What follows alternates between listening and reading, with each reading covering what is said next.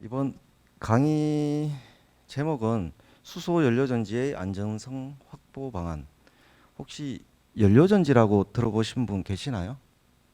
있으면 손 한번 들어보실래요? 몇 분 계시네요. 이 배터리인가요?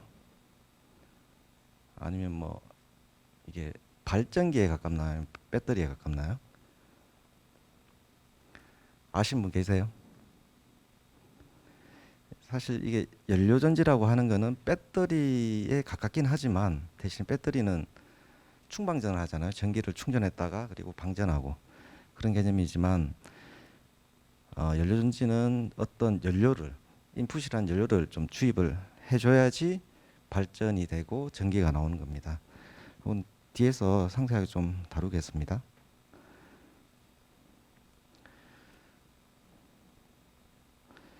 목차는 이렇게 간단하게 좀 진행을 할 거고요. 자, 지구 온난화라고 해서 지금 여러분들도 그렇고 저희들도 그렇고 어, 굉장히 뭐 피부에 와닿죠. 어, 최근에도 어제도 뭐 열대야 비슷하게 좀 해서 실제 에어컨을 좀 틀고 잤는데요. 지구 온난화가 사실 너무 좀 심각하게 진행이 되고 있는 것 같습니다. 사실 이게 막연한 먼 미래는 아닐 것 같습니다. 지금 당장 코앞에 와 있는 현실이고요. 이거 한번 보시겠습니까? 북극곰이 얼음이 다 녹아가지고 얼음 위에 이제 동동 떠 있습니다. 이거 제가 책을 작년에 읽었거든요. 2050년 되면 거주불능이 된다, 지구가. 실제로 진짜 정말 현실에 맞고 앞으로 어떻게 우리가 대처를 해야 되냐, 어떤 에너지 산업으로 패러다임이 바뀌어야 되냐, 이런 정도의 내용이었거든요. 한번 읽어보시기 바랍니다. 이거 나중에 취업 준비하실 때 굉장히 많은 도움이 될 것 같습니다. 혹시 여기 전기과가 아니고 다른 과에 지금 속해 있다. 무슨 과세요? 제일 뒤에 다 공대생들인가요? 저 같은 경우에도 이제 전기안전공사에 몸을 담고 있지만 전기과 출신이 아니거든요. 저는 기계공학과 출신인데 약간 이제 보면은 기계공학도 그렇고 전기공학도 그렇고 공학이지만 학문에 좀 차이는 있더라고요. 제가 전기기사 좀 따보려고 준비를 했는데 어려워가지고 포기를 했습니다. 한번 이 책은 꼭 한번 읽어보시기 바랍니다. 취업하시는데도 아마 도움이 될 것 같아요. 영상을 잠깐 한번 볼게요. 그냥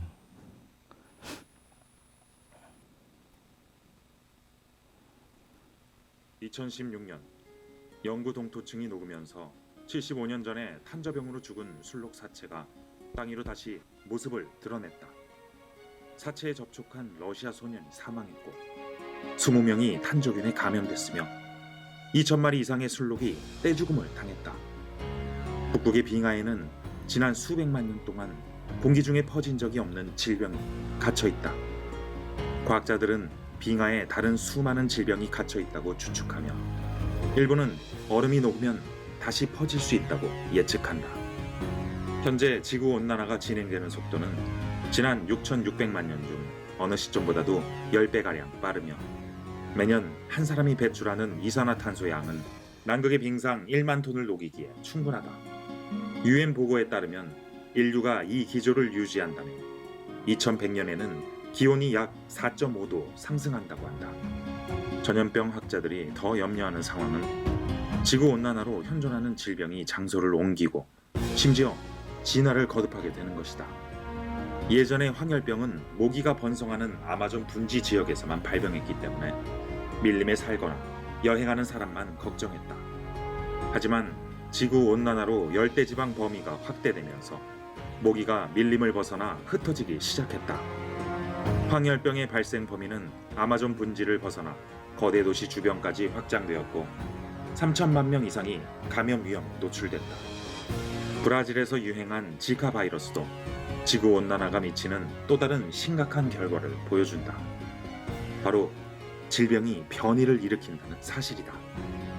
지카 바이러스는 얼마 전까지만 하더라도 선천성 장애를 일으키진 않는 것으로 알려졌다.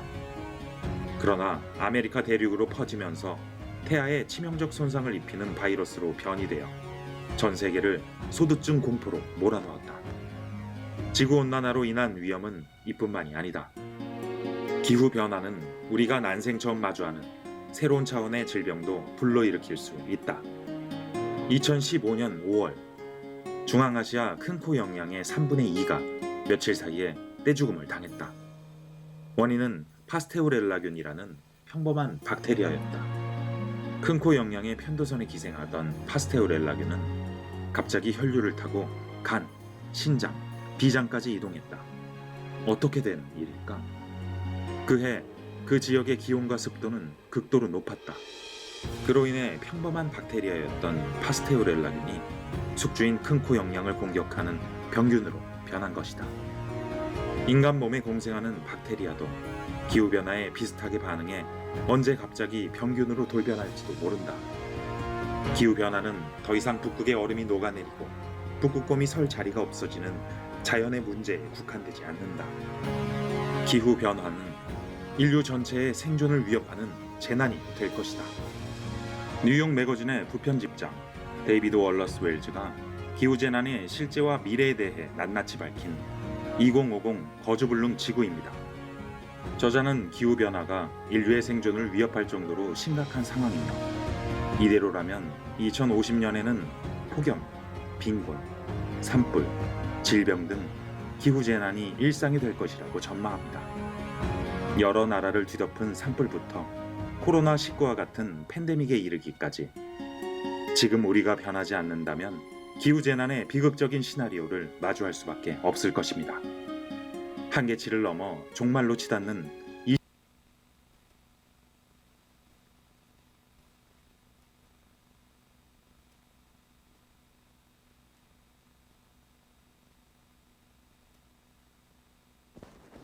마지막에는 보니까 책 광고죠. 어쨌든 지금 지구 온난화가 심화될수록 저기 빙하가 녹아가지고 빙하 속에 안에 아주 숨쉬고 있던 그 박테리아들, 우리가 미처 발견하지 못했던 박테리아들이 나와서 이렇게 코로나19와 같은 아주 더 큰 재앙이 올 수 있다, 뭐 그런 내용이고요. 더불어서 이제 저희 인간들이 에너지, 기존 과거에는 석탄 화력을 이런 지하 자원을 연소 과정에서 생긴 그런 열 에너지, 그리고 운동 에너지 변화시키고 전기 에너지로 우리가 사용하는 것처럼 그런 석탄 화력을 사용했다고 하면은 이제 어떤 에너지 패러다임이 좀 바뀌어야 되지 않을까 하는 그런 내용이 좀 담겨져 있습니다. 지구 온난화는 이렇게 심화하고 있는데 이 온난화를 해결을 위한 탄소 중립 선언을 했죠. 전 세계 굉장히 선진국들에서. 이 탄소 중립을 선언한 계기도 좀 전에 말씀드렸지만 이제 에너지 패러다임이 바뀌면서 경제 구조의 저탄소화가 되었고요. 그다음에 새로운 신규 산업들이 발굴이 되고 있습니다. 그 중에 하나가 오늘 제가 소개할 연료전지라는 발전 시스템이고요. 앞서 오전에 오전 9시 아마 두산표세 백성호 차장님께서 강의를 잘 해주셨을 거라고 좀 믿는데 아마 연료전지의 그 분야에서는 굉장히 좀 아주 박식하고 굉장히 기술적으로 뛰어난 분이라고 저는 알고 있습니다. 자, 보시면은 이제 탄소 중립 선언을 했던 국가가 있습니다. 큰 선진국들인데요. EU 같은 경우에는 2019년 12월 날 했죠. 그다음에 중국 같은 경우에는 뭐 2020년, 재작년, 작년에 다 했습니다. 우리나라도 같고. 대신에 이제 중국 같은 경우에는 뒤에서 보시겠지만 이제 2060년도까지인가요? 정확하게 제가 기억을 못 하겠습니다만 그때 탄소 중립 100% 선언을 하겠다. 가장 늦습니다. 가장 문제 있는 나라이기도 한데 제가 쭉쭉 계속 강조해 드린 바와 같이 에너지 패러다임의 변화가 좀 필요합니다. 과거에는 탄소 경제 말했죠. 이제 뭐 석유, 석탄, 가스가 중심이었는데 이제는 수소 경제. 우리나라가 에너지 빈국이잖아요. 자원이 거의 하나도 없다고 지금 보시면 되는데 수소 같은 경우에는 물에서 가져올 수도 있고 공기에도 지금 일부 있습니다. 미량. 이 수소는 뭐 어느 나라에서 다 가지고 있기 때문에 이게 저희들이 이제 지금 이게 뭐죠? 그 그린 뉴딜 그 강의잖아요. 그래서 그린 뉴딜 안에 포함되어 있는 게 수소 경제 육성화라고 하는 법안이 지금 작년에 제정이 됐고요. 그래서 지금 수소 경제를 가기 위한 우리나라에서는 지금 아주 아우성을 하고 있습니다. 탈탄소화와 수소 중심으로 가야 되고요. 과거에는 에너지 공급이 중앙 집중형이었다면 이제 에너지 분산, 각 가정집에서 보일러를 설치하듯이 연료전지 설치해서 또는 뭐 태양광을 받든지 풍력을 받든지 해서 분산으로 지금 그런 에너지 공급을 좀 해야 되고요. 경쟁 양산 같은 경우에도 과거에는 자원 개발, 뭐 어디 가스를 파면은 돈이 되더라 이런 게 아니고요.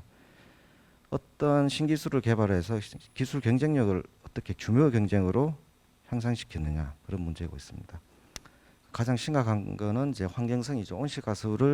온실가스를 저감을 시켜야 되고 이제 부산물이라든지 친환경적으로 에너지 패러다임이 변해야 된다. 그리고 지금 우리나라에서 발표한 수소 경제 효과인데요. 2050년까지 이렇게 에너지 비중을 수소를 18%까지 사용을 하겠다.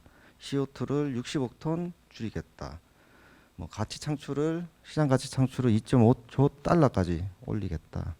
고용을 3천만 개 이상을 하겠다. 이런 거니까 여러분들도 이쪽 그린 뉴딜 그리고 신재생 에너지 쪽에 진출할 의향이 있으시면은 이쪽으로 좀 집중적으로 콕 집어서 몇 개 기업을 콕콕 집어서 취업 준비하시는 게 좋을 것 같아요.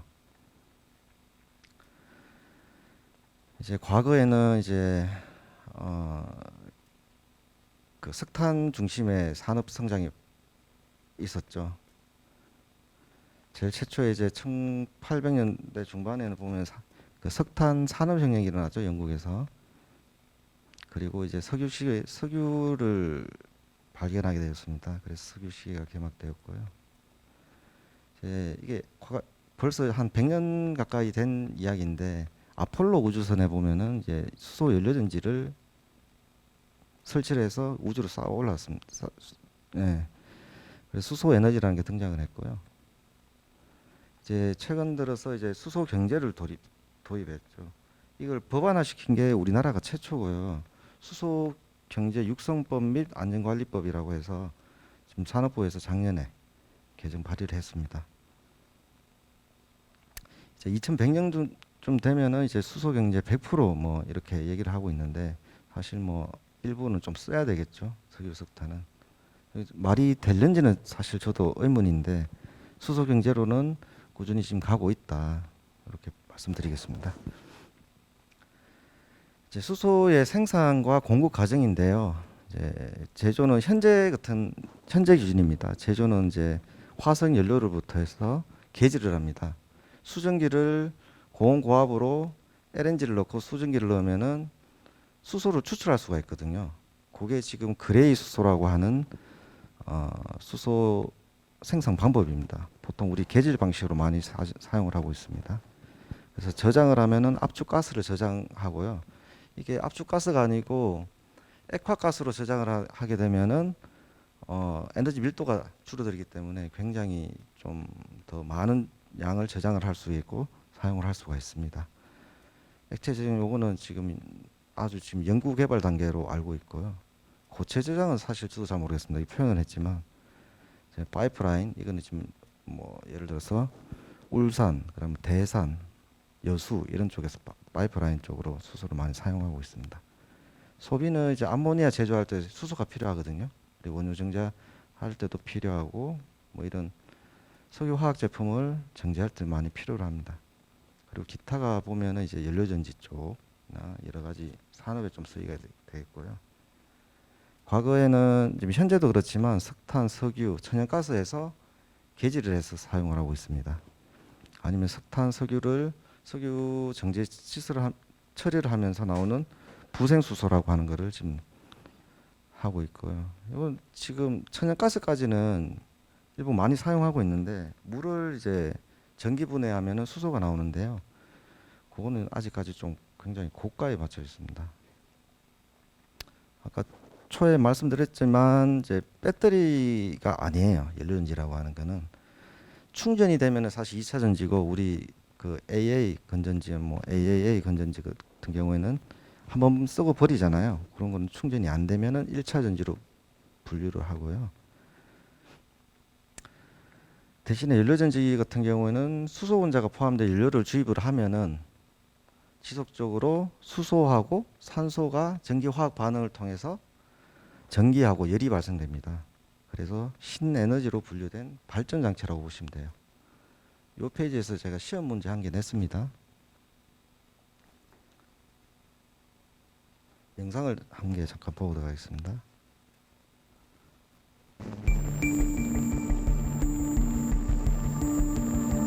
(2019년에) 이게 강릉에서 수소 폭발 한번 일어났었거든요. 이게 그 태양광에서 받은 전기 에너지를 가지고 수전해라고 하죠. 연료전지 역반응인데 수전을 하면서 탱크로 수소를 밀어주다가 저장을 하다가 지금 어떤 원인 불꽃 원인자에서 폭발을 했습니다.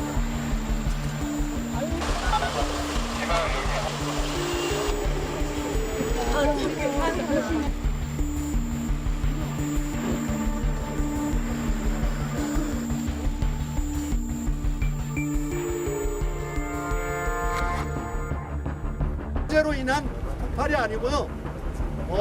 수소의 어느 원인의 미상에 의한 폭발로 추정이 됩니다.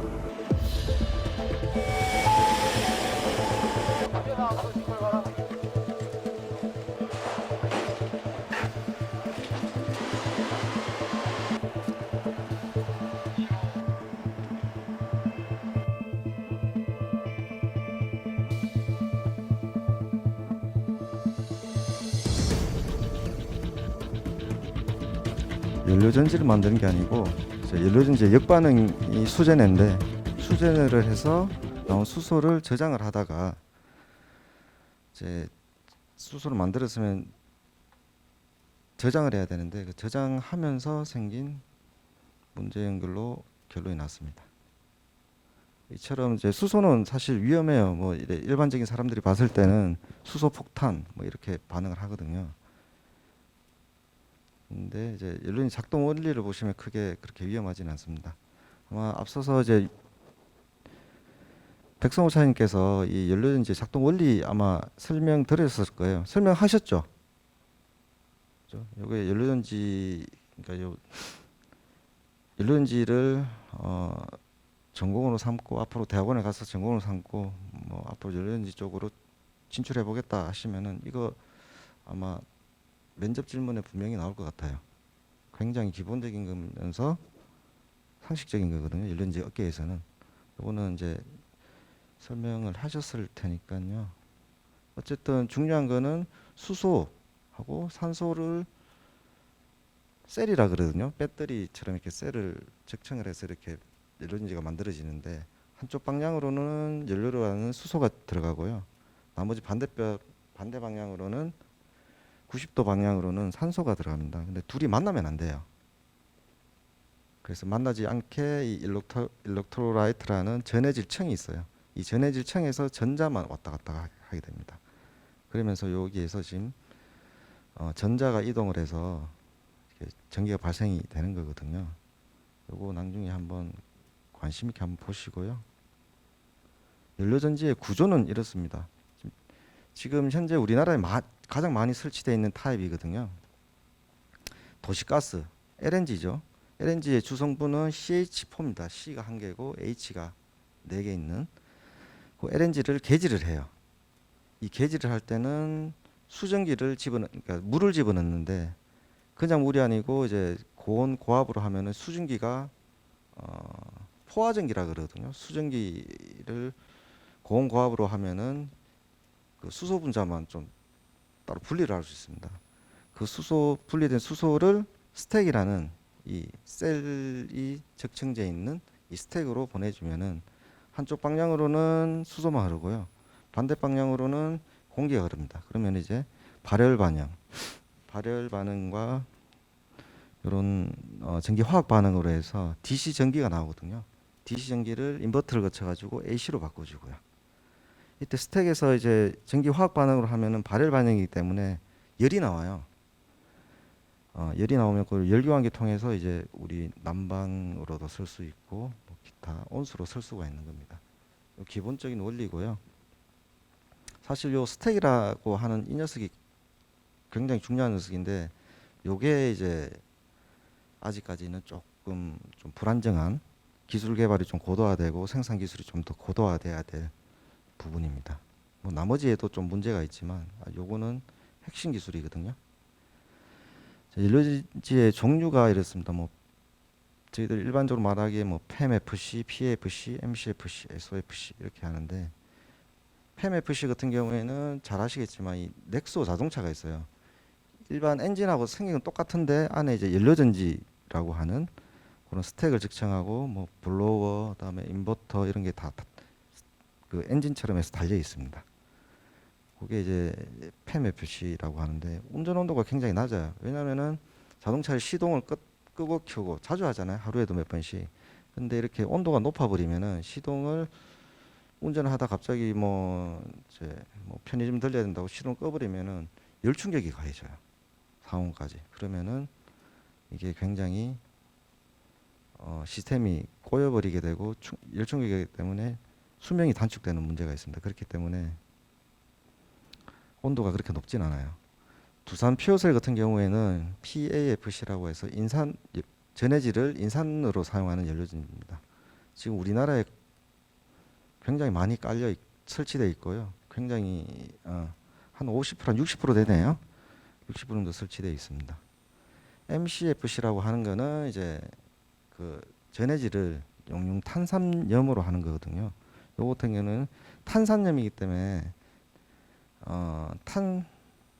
탄산가스, 탄소를 갖다가 전해질로 하기 때문에 CO2가 그냥 자동적으로 발생이 돼요. 대신에 장점은 그 CO2를 포집을 할 수가 있어요. 또 고온이기 때문에 열병화까지 가능하고요. 제가 과거에 요 전기안전공사 입사하기 전에 여기 포스코 에너지라는 곳에서 이 MCFC 품질 관리를 했었거든요. 근데 망했습니다. 그리고 SOFC 이게 꿈의 연료전지라고 하는 건데 지금 미국의 블룸 에너지가 굉장히 독보적이에요. 지금 현재는 11%인데 지금 점유율이 한 15%까지 많이 올라가 있고 이 고온이다 보니까 부품의 내구성 문제가 좀 있습니다. 근데 저는 여기 블룸 에너지 주식을 좀 가지고 있거든요.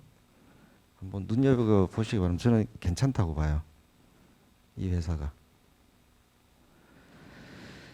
기존 발전원과 비교해 보면은 기존 이제 원자력이나 뭐 복합 화력 그리고 뭐 화력 기력 이런 같은 경우에는 열 에너지를 화학 에너지죠. 우선 그 원자력은 제가 정확히 잘 모르겠습니다. 화력이나 뭐 복합 화력 같은 경우에는 지하자원을 이용해서 열 에너지로 바꾸죠. 열 에너지를 바꿔 가지고 다시 이 터빈으로 하는 거를 운동 에너지 바꿔요. 회전 에너지로. 회전 에너지를 이 직렬로 발전기를 놓게 되면은 전기 에너지 바뀌잖아요. 그래서 전기 에너지를 송전하고 뭐 변전소에서 다운업 해서 수요처로 보내겠죠. 이 과정에서 전부 다 손실이에요. 효율 손실되죠. 그다음에 전력이 손실되죠. 근데 이제 분산 에너지가 도입이 되게 되면은 연료전지 대표적으로 연료전지를 보면은 발전해서 바로 쓸 수가 있거든요. 그래서 효율 손실이 없다. 연료전지의 최대 장점이라고 봐요, 저는. 연료 소모량도 보면은 다른 발전원에 비해서 그렇게 많지 않습니다. 왜냐하면 효율이 높기 때문에. 왜냐하면 앞서 말한 대로 손실이 없기 때문입니다. 효율 손실과 전력 손실이 없기 때문에 효율이 높고요. 그다음에 이용률이 90% 이상 돼요. 문제가 없으면은 365일 24시간 계속 돌립니다. 평균적으로 지금 통계를 내보면 한 90% 정도는 이용을 하고 있고요. 설치 면적도 굉장히 작아요. 여기 요 강의실에 하면은 한 1메가 정도 나오겠네요. 근데 지나가다가 보셨겠지만 꿀뚝 있는 데 있거든요. 길가에 가다 큰 꿀뚝들. 그런데 보면 대부분 발전소들이 있고 보일러가 있다는 얘기인데, 그런 게 같은 경우에는 부지가 엄청나게 필요하죠. 거의 축구장 뭐 한 2개, 3개 이상 필요할 겁니다. 말씀드렸듯이 송전 손실이 없는 분산 전원이 가장 큰 장점이다. 그리고 낙스가 안 나와요. 낙스는 일부 나와요. 왜냐하면은 그 CH4에 들어가 있는 그 황성분 때문에 낙스가 조금 나오고요. 삭스는 뭐 거의 안 나온다고 보시면 됩니다. 근데 다른 발전원들은 엄청나게 나오죠. 여기 시험 문제 하나 냈어요. CO2는 당연히 나오고요. 왜냐하면은 물을 이용해서 개질을 하기 때문에 CO2가 좀 나와요. 근데 이제 CO2를 포집을 해서 또 하면 또 장점이 있겠죠. 다른 발전도 마찬가지인데 CO2 포집하면은 저기 뭐라더라? 뭐 정부에서 무슨 혜택을 준데 지금 생각이 안 나네요. 잊어버렸습니다. 소음도 굉장히 작고요. 연료전지 특징 같은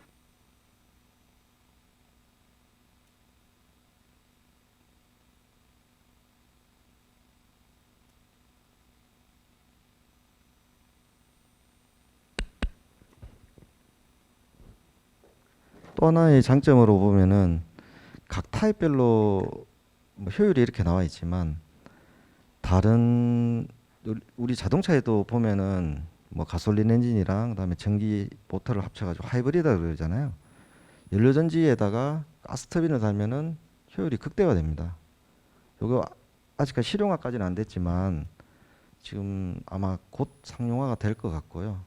그래서 고온으로 갈수록 이게 굉장히 효율이 높고, 그다음에 하이브리드가 가능하다. 그 PFC라든지 PMFC, 아까 그 뭐죠, 현대자동차 넥소 엔진에 들어가는 것들은 하이브리드가 사실 좀 불가능합니다. 그래서 요게 곧 상용화가 될 것 같고요. 영상을 또 하나 볼게요. 국내외 인증과 철저한 점검으로 무한 신뢰 에너지로 발전하는 행복 연료전지 이야기.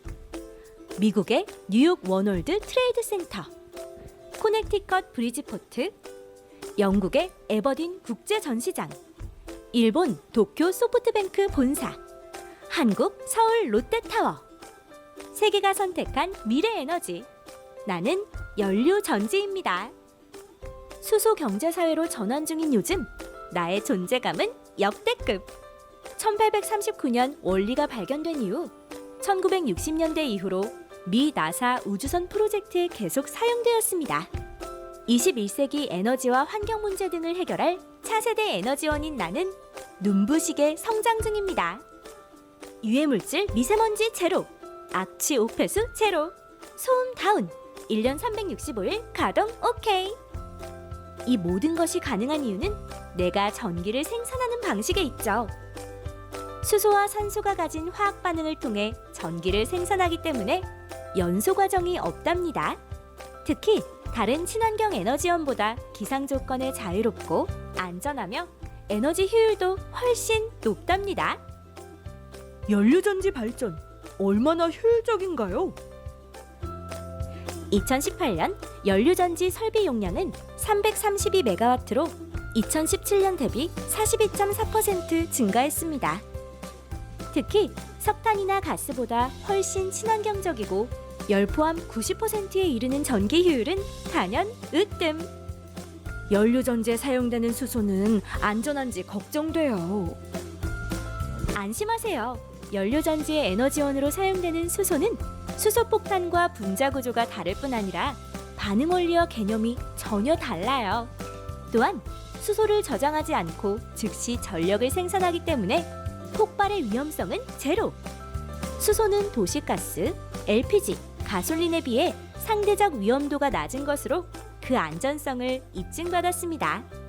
심지어 전자레인지나 헤어드라이기에서 나오는 전자파보다 안전하다는 사실.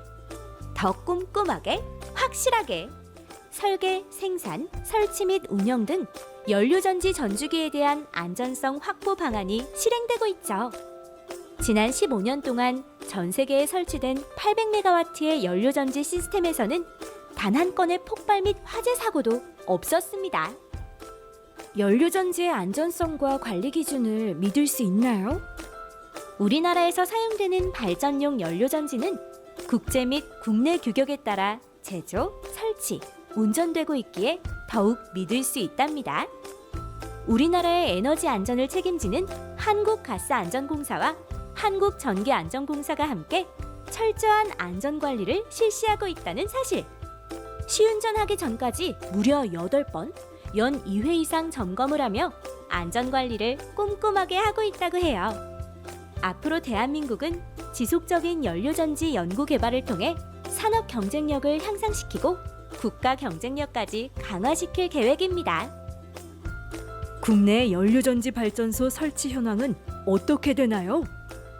2019년 기준 국내 연료전지 발전소는 375메가와트 규모로 보급되어 있습니다. 월드컵 공원 내에 설치된 마포구의 노을 연료전지 발전소는 국내 대표적인 연료전지 발전소죠. 4만 7천 가구가 사용할 수 있는 전력량을 공급할 뿐 아니라 전기와 함께 생산되는 열도 9,500세대에 지역 난방으로 공급하고 있습니다. 송전탑이 필요 없는 친환경 분산형 발전이라는 연료전지의 장점을 활용해 에너지 강국으로 변신할 계획. 친환경 안전에너지 전환. 이제는 선택이 아닌 필수입니다.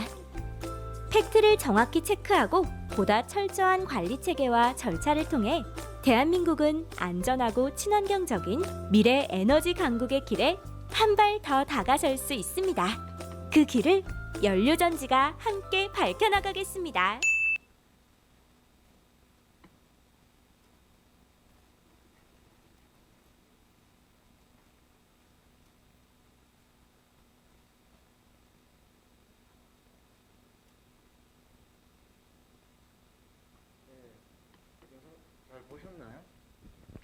산업부에서 나왔던 유튜브에서 제가 좀 가져온 자료인데요. 뭐 제가 지금까지 강의 뭐 한 30분 정도 했는데 했던 내용이 그 안에 다 담겨져 있더라고요. 간략하게. 제 연료전지 안전성 확보 방안인데요. 저희 전기안전공사 그리고 저희 한국가스안전공사죠. 그 두 기관에서 이제 산업부의 위탁을 받아서 저희들이 안전 점검을 하고 있습니다. 수소산업 관련은 계속 성장 추세에 있죠. 그래서 수소경제 활성화 로드맵에서 2020년 기준 0.3%, 지금 현재는 한 뭐 0.5, 6% 되겠죠. 정확하게 수치는 잘 모르겠습니다만은 40년에는 20% 이상을 하겠다고 로드맵에서 재작년 이제 문재인 정부에서 했죠. 지금은 연료전지가 0.4%인데 이제 30년도가 되면 한 33%가 되고요. 34년 정도, 한 40년 정도 하면은 뭐 한 연료전지가 한 20% 정도 제가 잘못 설명했네요. 30년도에는 신재생이 33%고요.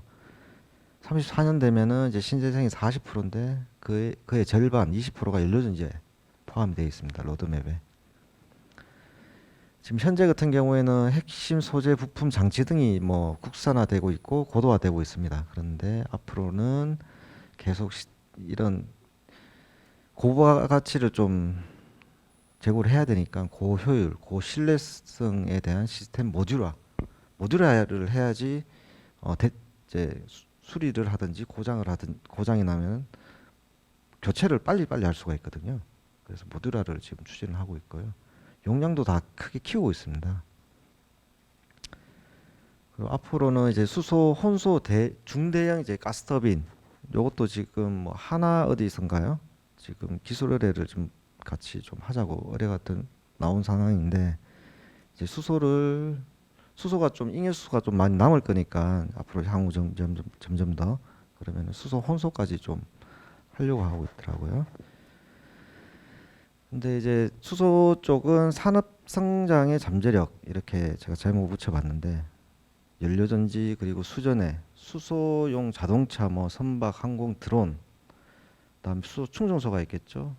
냉수를 충전하려면은 그리고 수소 혼소 터빈 등으로 확대되고 있는 추세인데 여러분들도 이제 이쪽에 관심이 있으면은 수소는 우리나라에서 절대 망하지 않을 것 같아요. 제가 봤을 때. 제가 수소 분야에 벌써 포스코 쪽부터 한 14년 정도 일하고 있는데 계속 성장하고 있는 건 저 몸소 느끼고 있고 눈으로 보이고 있습니다. 그리고 그에 대해서 이제 안전성이 계속 부각이 되다 보니까 이제 안전성 강화를 좀 하고 있고요. 저는 이제 이쪽 전기안전공사로 옮기면서 이제 안전에 대해서 지금 규제를 조금 완화도 하고 강화할 거는 강화하고 있습니다. 지금 우리나라에는 다 실용화죠. 대부분 실용화 단계에서 안전성 확보를 지금 확인하고 있고 제도적으로 안전 규제를 지금 다 걸고 있습니다. 산업부하고 같이. 그렇기 때문에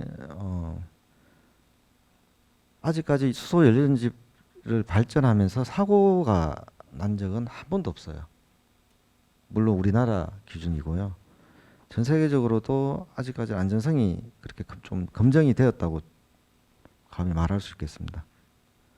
수소는 아까 강릉 폭발 사고와 봤듯이 위험해요, 사실. 근데 취급을 잘못하면 위험한 거지. 안전하다고 봐야죠. 그러면 물에도 놓여져 있는 수소, 그러면 뭐 공기 중에 있는 수소 위험하겠죠. 수소는 우리 인간이 발견한 물질 중에 제일 가볍잖아요. 주기율표 보시면 옛날에 중고등학교 때 배우셨죠. 수소가 인간이 발견한 물질 중에 제일 가벼워요, 원자가.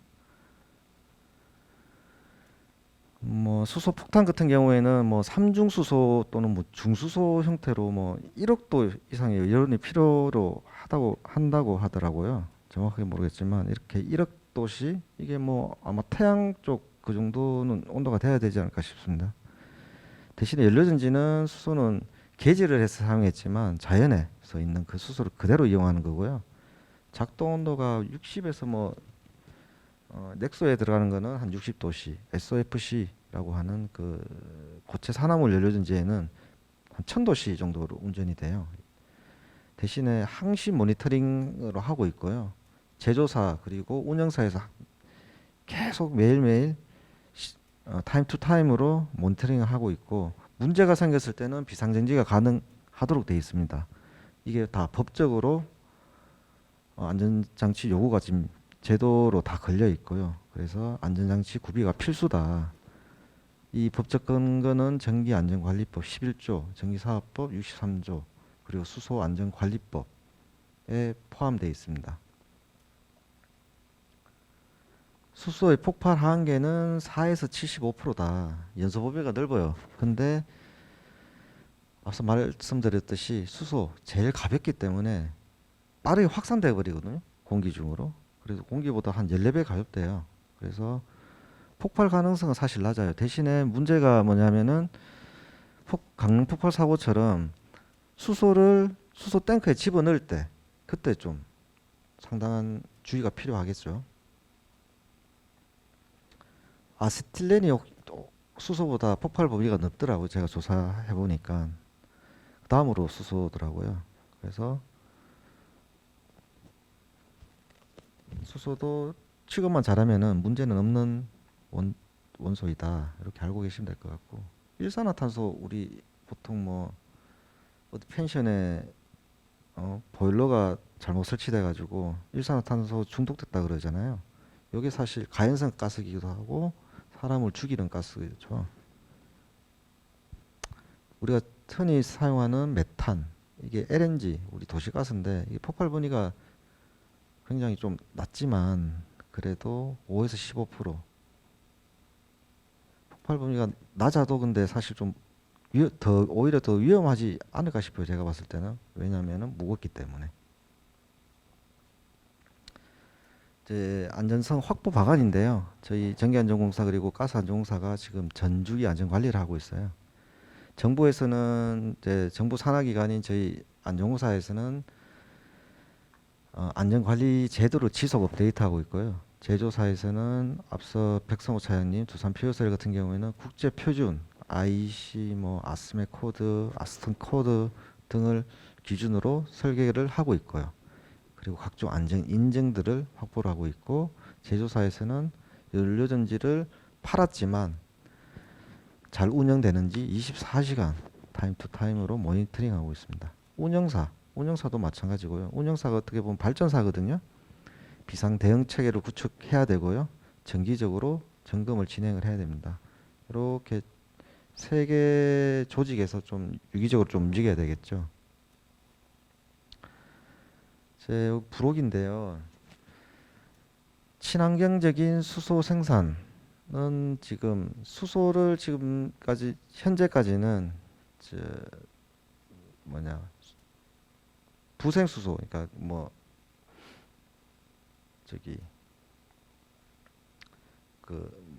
석탄이나 지하자원 또는 석유 정제 과정에서 나오는 그런 부생 수소를 활용해서 지금 저장하고 운송을 하고 있는데, 앞으로는 이런 잉여 전력이 있잖아요. 여기 태양광이라든지 그다음에 풍력이라든지 이런 거에서 나오는 전력을 가지고 물에 연료전지를 집어넣게 되면은 그 수전해라고 하는데, 전기 분해하면은 수소가 나와요. 수소를 나온 것 갖다가 이제 저장을 하고 차량용으로 쓰고요. 다음에 선박이나 항공에다가도 집어넣겠다. 그리고 지금 하고 있는 발전이나 열을 생산할 때도 쓰겠다. 연료전지의 역반응은 수전해고요. 수전해는 이제 연료전지는 전기화학 반응인데, 이제 수전해 같은 경우는 물을 전기 분해하면 됩니다. 재밌는 자료 영상이 있으니까 한번 볼게요. 요 반대다라고 생각하시면 돼요. 기본적으로. 요 제가 고등학교 때인가요? 중학교 때 모르겠는데 우리 물리 선생님이 한번 해주셨거든요. 아마 해보셨는 분도 아마 있으실 거예요. 안녕하세요. 케미스트리 실험실의 복정식 선생님입니다. 오늘부터 몇 주에 걸쳐서 여러분과 실험을 함께 할 건데요. 먼저 저와 함께 실험을 진행할 한반여자중학교 홍은채 학생을 소개하겠습니다. 안녕하세요. 한반여자중학교 3학년 홍은채입니다. 오늘 첫 실험이어서 매우 기쁘지만 속으로 매우 떨리네요. 우리 첫 실험으로 어떤 실험 주제를 진행하는지 혹시 알고 있나요? 물의 전기 분해로 알고 있습니다. 맞아요. 전기 분해가 맞는데, 그러면 선생님이 이 질문부터 한번 해볼게요. 우리 순수한 물은 전류가 잘 흐를까요? 어떻게 생각해요? 물에 전류가 흐를 것 같은데요? 아쉽게도 아니에요. 이 물은 순수한 물 같은 경우에는 전기를 통하지 않아요. 그 이유는 전기를 통하기 위해서는 금속, 구리 도체와 같은 이 도체 같은 녀석들은 금속의 자유전자를 갖고 있거든요. 이 자유전자가 있어야 전압을 걸어주었을 때 그 안에서 자유롭게 돌아다니면서 바로 전류를 흐르게 하는 거죠. 하지만 물의 경우에는 자유전자가 없어서 자유롭게 전기를 통하게 하기는 좀 어렵습니다. 저는 유튜브에서 봤을 때 물에 전기가 통하는 걸 본 적이 있는 것 같은데요. 맞아요. 그것도 맞아요. 자, 그거는 사실은 순수한 물은 아니고 그 안에 우리가 중학교 2학년 때 배웠던 전해질이라는 물질을 집어넣은 경우예요. 전해질을 물에 집어넣게 되면 플러스 마이너스 이온이 생기게 되고, 그 이온들이 마치 도체에서 자유전자가 이렇게 돌아다니는 것처럼 플러스 마이너스를 갖고 있는 이온이 변화를 띠고 움직이게 된답니다. 그러면 도체에서 전기를 띠는 것과 마찬가지로 바로 수용액 안에서도 전류가 흐를 수 있게 되는 거죠. 우리 좀 더 자세한 이론적인 내용은 케미스트리 실험실의 아이돌 케미한테 한번 물어볼까요? 안녕하세요. 케미스트리 실험실 귀염둥이 케미입니다. 전해질이란 물에 녹아 중성의 분자 상태로 존재하지 않고 이온 상태로 존재하는 물질입니다. 순수한 물에는 전류가 흐르지 않지만 소금과 같은 전해질이 녹으면 용액 안에 플러스 전하 또는 마이너스 전하를 가진 이온들이 존재하기 때문에 전류가 통하게 됩니다. 예를 들어 염화구리는 훌륭한 전해질이 될 수 있는데요. 염화구리는 물에 녹아 플러스 구리 이온과 마이너스 염소 이온이 1대2 비율로 만들어지는 전해질입니다. 이때 용액의 전류를 통하게 하면 구리 이온은 마이너스 극으로, 염소 이온은 플러스 극으로 이동해서 전류가 흐르게 됩니다. 마이너스 극에서는 환원 반응을 통해 구리가 만들어지고, 플러스 극에서는 염소 기체가 만들어집니다. 자, 그러면 우리 이제 케미의 설명을 듣고 났으니까 본격적으로 실험을 시작할 건데, 먼저 우리가 준비한 준비물부터 한번 은채가 소개해 줄래요? 네, 9V짜리 네모난 건전지와 시험관 2개, 향과 라이터, 약숟가락, 유리막대, 그리고 비커, 그리고 정수기물, 그리고 수산화나트륨을 준비했습니다. 오, 대단해요. 우리 물에다가 수산화나트륨을 한번 넣어볼 거예요. 자, 여기에다가 정수기물 준비한 걸 집어넣고,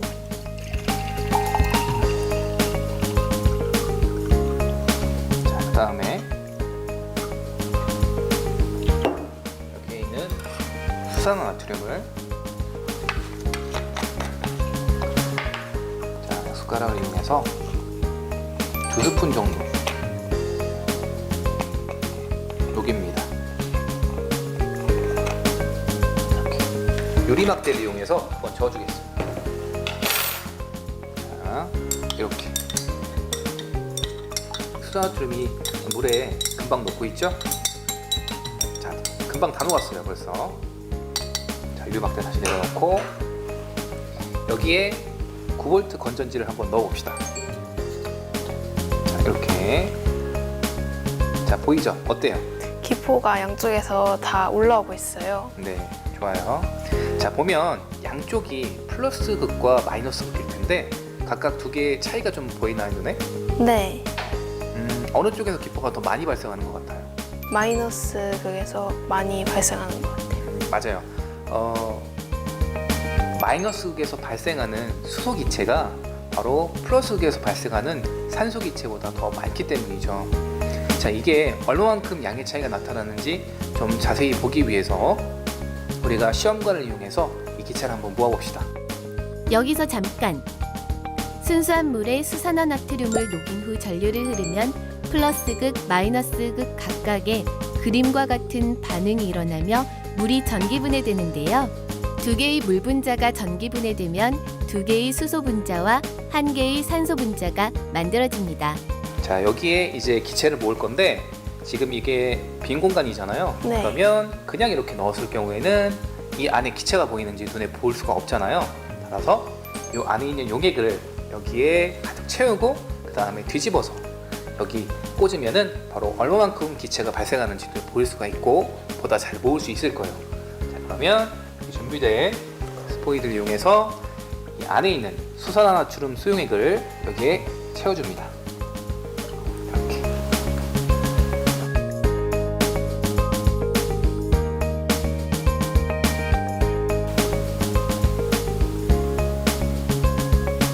자, 다 채웠으면 손가락으로 살짝 맞고 뒤집어서 이렇게 슝 하면 그렇죠. 좋아요. 자, 여기에 각각 놓읍시다. 자, 잡고 있어줄래요? 이렇게. 자, 계속 잡고 있으면 팔이 아프니까 고무줄을 이용해서 고정. 자, 한 번 더 합시다. 고무줄을 이용해서 고정. 자, 이렇게 하고 살짝 놓으면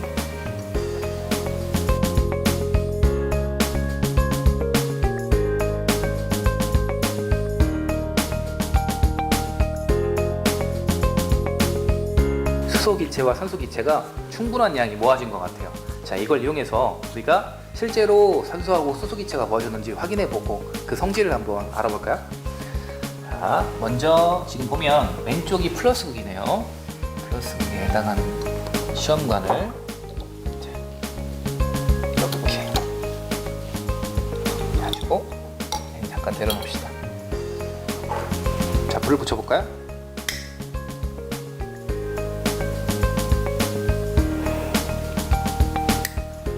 충분히 탈 때까지 약간 기다렸다가 자, 흔들어서 꺼주세요. 자, 이 녀석을 여기 한번 넣어볼 겁니다. 부시가 커지고 있어요. 산소 기체는 다른 물질이 더 활발 탈 수 있게 도와주는 성질을 가지고 있어요. 이번에는 이걸 내려놓고 자, 다시 한번 불을 붙여서 네.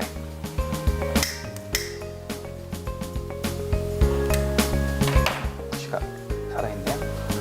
자, 이번에는 마이너스 극에 모아놓은 수소 기체를 한번 확인해 보도록 합시다. 넣어주면 방금 소리 들었어요? 네, 펑 하고 소리가 났어요. 네, 크지는 않지만 이게 소리가 났죠. 이게 바로 수소 기체가 가지는 성질입니다. 자, 이렇게. 자, 우리가 방금 한 것처럼 수소 기체와 산소 기체를 모아서 이용하면 미래의 친환경 에너지의 하나인 수소 연료 전지 기술을 활용할 수 있습니다. 바로 이곳 화학연구원에서도 관련된 연구를 진행하고 있으니까요. 미래에는 조금 더 발전되고 편안한 세상이 올 수도 있겠죠? 실생활에서도 전기분해를 이용한 것이 많은데요. 전기분해를 이용해서 금속 표면에 금 등 다른 금속막을 얇게 입히는 전기도금이 있고요. 수소를 물의 전기분해로 제조해서 수소자동차, 발전소 등 에너지로 사용할 수 있습니다. 해수담수화에 이용해 바닷물을 식수로 사용할 수 있고 해수살균 등 친환경 산업에도 많이 사용되고 있습니다. 자, 오늘 우리가 해본 전기분해 실험 이외에도 여러 가지 방식의 전기분해 방법이 있어요. 그 중에서도 재미있게 할 수 있는 것에는 압정을 이용한 전기분해가 있고요. 또 우리가 흔히 사용하는 연필을 이용한 전기분해도 있습니다. 자, 다양한 방식의 실험이 있다는 거 알고 넘어갑시다. 이 실험 너무 재밌어요. 선생님 한 개만 더 하면 안 될까요? 안 돼요. 실험은 하루에 딱 하나씩만 하기로 우리 약속했잖아요. 네. 자, 아쉽지만 다음 기회로 미루고 우리 다음 실험은 또 어떤 것이 이루어질지 이것으로 이제 강의 자료는 제가 준비한 건 다 끝났고요.